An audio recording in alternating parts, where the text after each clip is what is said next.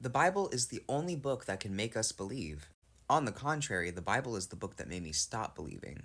And I'm not the only one that happened to. See, the thing about the Bible is if you actually take a moment to read it, the whole belief system kind of collapses in on itself. You grow up learning that God is all knowing, but then you read the story of the flood where God regrets making humans, but he already knew that they were going to do what they were going to do. So why was he so shocked? Not only that, but if he's perfect, then how did he make a mistake like that? And then, if you can break through the indoctrination right there, your human empathy starts kicking in. You start thinking, why did God send a flood over the entire planet? There's all sorts of animal life. I'm sure not every single person was bad, but he chose to save one family and two of every animal. And then, if you're lucky, the logic and critical thinking start kicking in. And it becomes, how on earth did two of every single animal on the planet fit on one boat?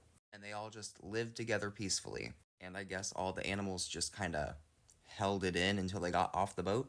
And then you start thinking, where did all the water even go? Because, there's not enough water in the atmosphere to flood the entire planet. And of course, what the church is hoping is that you're not going to question any of this. They'll say, who are we to question God? And all things are possible through God.